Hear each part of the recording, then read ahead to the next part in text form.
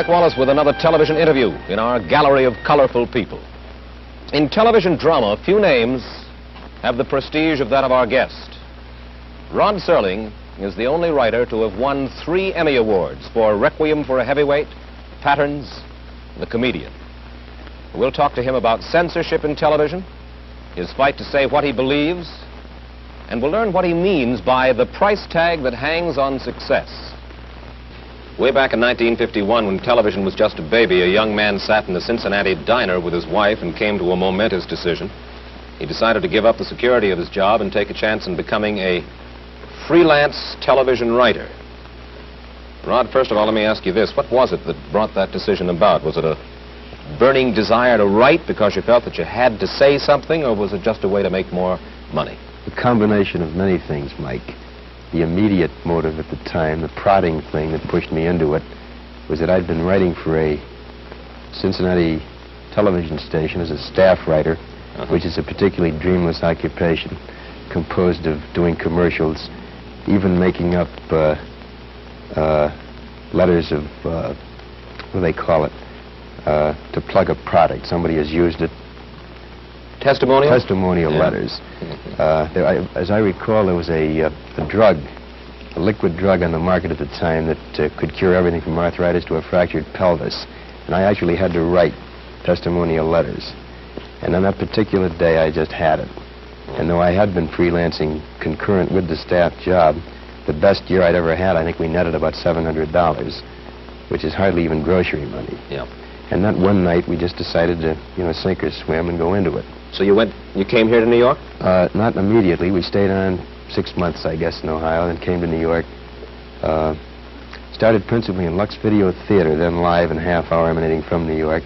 I did 11 shows for them, and I was sort of on my way from that point on. And what kind of stuff did you write? Because you said that it wasn't just the money, it was something that you wanted to say that you weren't getting a chance to say in Cincinnati. Well, in those days, Lux Video, as one show, was doing reasonably adult stuff. These, of course, were not Playhouse 90s, nor were they award-winning shows, but they were reasonably mature things that even today stand up pretty well. And I was doing Lux Video, craft theater, the early so-called pioneer days of television, which, of course, are hardly pioneer, but anything over 8 years old is pioneer style in television. You've come a long way since those early days, and perhaps more than any other writer, your name has figured in the classic battle of that is, television writer, the battle of the writer to be his own man. What happens when a writer like yourself writes something that he really believes in for television? I'm not sure I understand the question, Mike. What happens, you mean, in terms of... Well, we hear a lot about censorship of the writer on TV. We've heard a good deal about it in your own case especially. Well, depending, of course, on the thematic treatment you're using, if you have the temerity to try to dramatize a theme that involves any particular social controversy currently extant, then you're in deep trouble. For instance? A racial theme, for example. The case in point, I think, a show I did for the Steel Hour some years ago, 3 years ago, called Noon on Doomsday, which was a story which purported to tell what was the aftermath of the alleged kidnapping in Mississippi of the Till Boy, the young Chicago Negro. And I wrote the script using black and white initially. Then it was changed to suggest an unnamed foreigner. Then the locale was moved from the South to New England, and I'm convinced they'd have gone up to Alaska or the North Pole and using Eskimos as a possible minority, except I suppose the costume problem was of sufficient severity not to attempt it. But it became a lukewarm, vitiated, emasculated kind of show. You went along with it, though? All the way. I protested. I went down fighting, as most television writers do, thinking, in a strange, oblique, philosophical way, that better say something than nothing. In this particular show, though, by the time they had finished taking Coca-Cola bottles off the set because the sponsor claimed that this had Southern connotations, suggesting to what depth they went to make this a clean, antiseptically, rigidly acceptable show. Why it bore no relationship at all to what we had purported to say initially. Paddy Chayefsky has talked about the insidious influence of what he calls pre-censorship. How does that work? Pre-censorship is a practice, I think, of most television writers. I can't speak for all of them. This is the prior knowledge of the writer of those areas which are difficult to try to get through. And so a writer will shy away from writing those things which he knows he's going to have trouble with on a sponsorial or an agency level. We practice it all the time. We just do not write those themes which we know are going to get into trouble. Who's the culprit? Is it the network, the sponsor? It sure is not the FCC. No, it's certainly not the FCC, ideally speaking, of course. It's a combination of culprits in this case, Mike. It's partly network. It's principally agency and sponsor. In many ways, I think it's the audience themselves. How do you mean? Well, I'll give you an example. About a year ago, roughly 11 or 12 months ago, on the Lassie show. This is a story usually told by Sheldon Leonard, who was then associated with the show.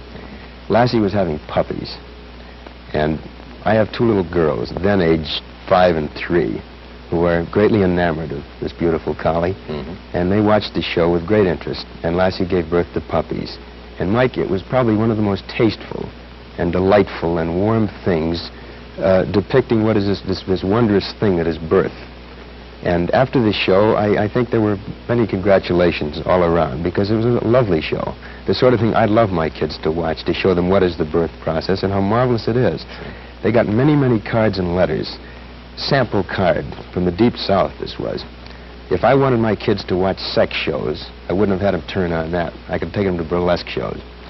And as a result of the influx of mail, many of the cards, incidentally, as Sheldon tells it, were postmarked at identical moments, all in the same handwriting, but each was counted as a singular piece of mail. And as a result, the directive went down that there would be no shows having anything to do with puppies, that is, in the actual birth process.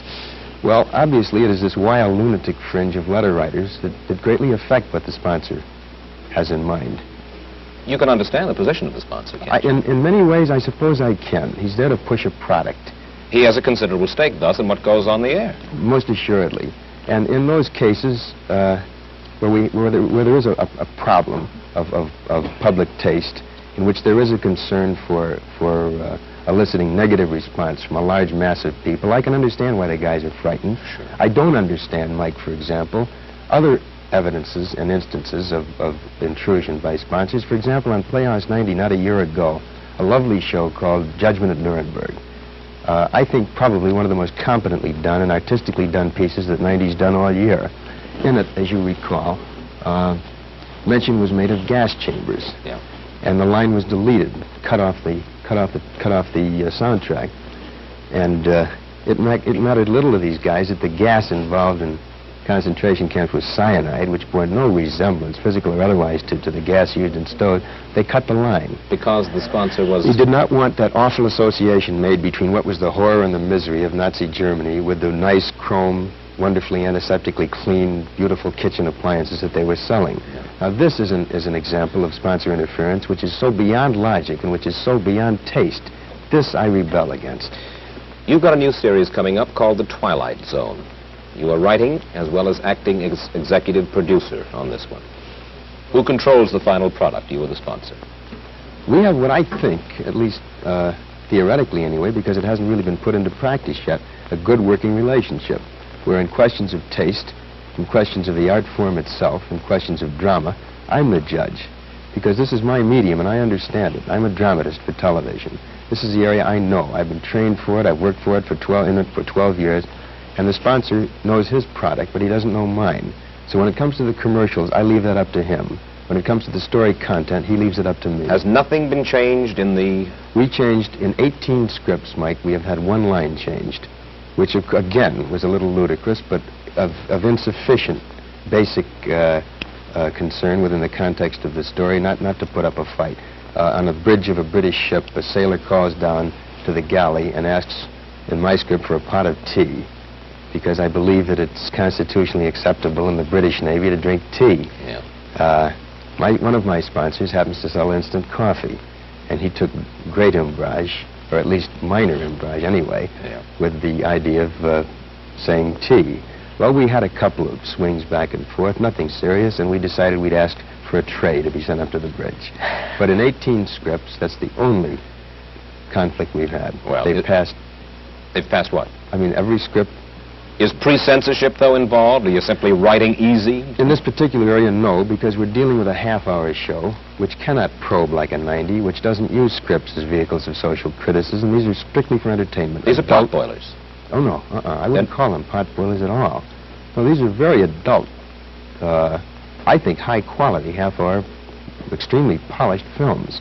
But because they deal in the areas of fantasy and imagination and science fiction and all of those things, there's no opportunity to cop a plea or chop an axe or anything. Well, you're not going to be able to cop a plea or chop an axe because you're going to be obviously working so hard on the Twilight Zone that, in essence, for the time being and for the foreseeable future, you've given up on writing anything important for television, right? Yeah. Again, this is a semantic thing. Important for television, I don't know.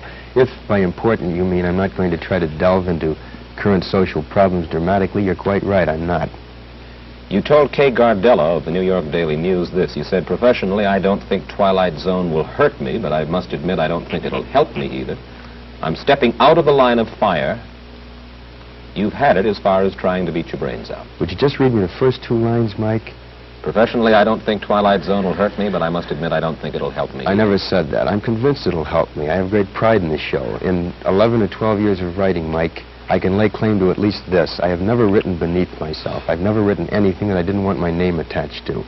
I have probed deeper in some scripts, and I've been more successful in some than others. But all of them that have been on, you know, I'll take my lick. They're mine, and that's the way I wanted them. Somebody asked me the other day if this means that I'm going to be a meek conformist. And my answer is no, I'm just acting the role of a tired nonconformist. And I don't want to fight anymore. I don't want to fight anymore. I don't want to have to battle sponsors and agencies. I don't want to have to push for something that I want and have to settle for second best. I don't want to have to compromise all the time, which in essence is what the television writer does if he wants to put on controversial themes. Well, then why do you stay in television? I stay in television because I think it's very possible to perform a function of providing adult, meaningful, exciting, challenging drama without dealing in controversy necessarily. This, of course, Mike, is not the best of all possible worlds. I am not suggesting that this is at the absolute millennium. I think it's criminal that we're not permitted to make dramatic note of social evils as they exist, of controversial themes as they are inherent in our society. I think it's ridiculous that drama, which by its very nature should make a comment on those things that affect our daily lives, is in the position, at least in terms of television drama, of not being able to take this stand. But these are the facts of life. This is the way it exists. And they can't look to me or Shaefsky or Rose or Gore Vidal or J.P. Miller or any of these guys as the precipitators of the big change. It's not for us to do it. Of course, Shaefsky got out of television. Yeah, he did, and I can't knock that. I think this takes a relative degree of guts to leave a medium that's made you as sociable, as a kind of a household name. Patty was the first guy to kind of lend stature to the television writer. Prior to Patty Shaefsky, most of us were considered to be two-headed hacks who worked around the clock and used boy-girl situations in any one of 5,000 different routine manners. But Patty gave us a stature, and I respect Patty's decision to leave. He felt that he wasn't satisfied with doing things half-best. Do you think you could make it outside of television? Me? Yeah. I'm not sure I could. And I suppose this is an admission of a kind of weakness, or at least a sense of insecurity on my part. I've never had a Broadway play produced. What few motion pictures I've written have been somewhat less than spectacular. And I suppose I stay in the medium partly as an admission of I want to stay in the womb. This is the medium I understand. These are the tools and techniques that I've been versed in for many years. Maybe I don't want to, get stuck up on the board and get shot at with darts in a Broadway play when I'm not sure I'm prepared for it. But Patty was willing to take the chance. Gore Vidal writes novels. Bob Arthur did Broadway. What about you and novels? Ultimately, I'd love to write a novel, and I think next year I'll start my play. Requiem was under option. It was written as a play, and I gave them their money back, and I want to do it over again. But I stay in the medium also because I happen to like the medium. Herb Brodkin, who was a TV producer who was associated with some of your earlier plays, has said this about you. He said, Rod is either going to stay commercial or become a discerning artist, but not both. I remember the quote. He gave it to Gilbert Milstein when Milstein was doing a profile on me in the New York Times. I didn't understand it at the time. I failed to achieve any degree of understanding in the ensuing years, which are 3 in number. I presume Herb means that inherently you cannot be commercial and artistic. You cannot be commercial and quality. You cannot be commercial concurrent with having a preoccupation with the level of storytelling that you want to achieve. And this I have to reject. I think you can be, I don't think calling something commercial tags it with a kind of an odious suggestion that it stinks, that it's something raunchy to be ashamed of. I don't think if you say commercial means to be publicly acceptable, what's wrong with that? As long, the essence of my argument, Mike, is that as long as you are not ashamed of anything you write, if you're a writer, as long as you're not ashamed of anything you perform if you're an actor, and I'm not ashamed of doing a television series. I could have done probably 30 or 40 film series over the past 5 years. I presume at least I've turned down that many, with great guarantees of cash, with great guarantees of financial security, but I've turned them down because I didn't like them. I did not think they were quality, and God knows they were commercial. But I think innate in what Herb says is this suggestion made by many people that you can't have public acceptance and still be artistic. And as I say, I have to reject that. One of your most recent plays was one called The Velvet Alley, right? Right. It was about the corrupting influences of Hollywood and big money. Right. Where'd that come from? Your own experiences? Part of it was very autobiographical. Part of it was a composite of observation of other people involved. Well, what do you mean by the corrupting influence of Hollywood and big money? What is that? What are you saying? I didn't mean to suggest that corruption had a geographical tag, that it was necessarily the corruption of Hollywood. What I tried to suggest dramatically was that when you get into the big money, particularly in the kind of detonating, exciting, explosive, overnight way that our industry permits, there are certain blandishments that a guy can succumb to, and many do. Such as? A preoccupation with status, with the symbols of status, with the heated swimming pool that's 10 feet longer than the neighbor's, with the big car, with the concern about billing. All these things. In a sense, rather minute things, really, in context, but that become disproportionately large in a guy's mind. And also, because those become so large, what becomes small?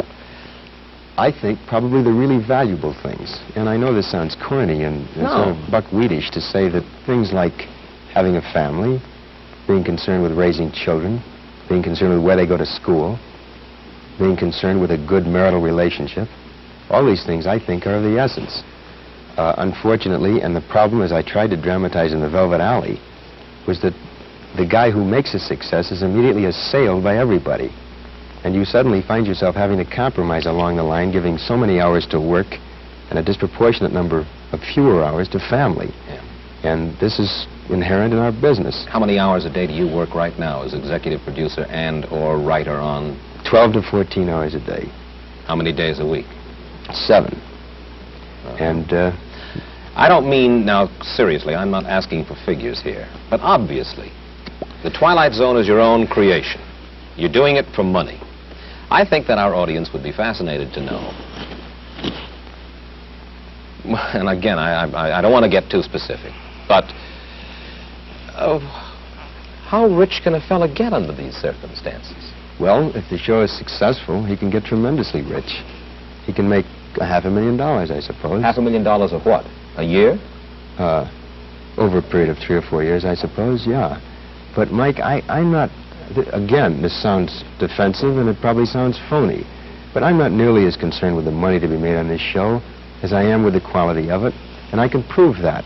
I have a contract with Metro-Goldwyn-Mayer, which guarantees me something in the neighborhood of $250,000 over a period of 3 years. This is a contract I'm trying to break and get out of, so I can devote time to a series which is very iffy, which is a very problematical thing. It's only guaranteed 26 weeks, and if it only goes 26 weeks and stops, I'll have lost a great deal of money.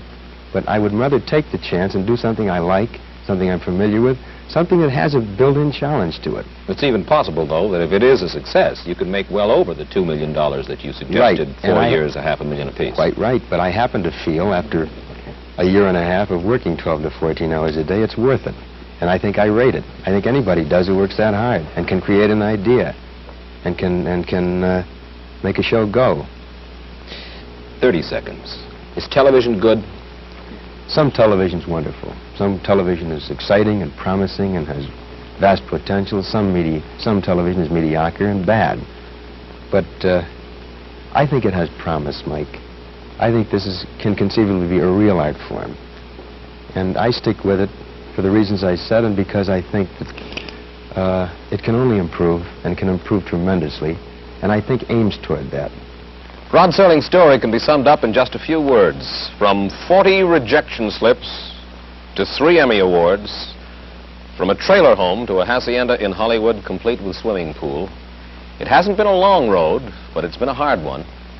And the last couple of miles have been paved with gold. We thank Rod Serling for adding his portrait to our gallery. One of the people other people are interested in. Mike Wallace, that's it for now.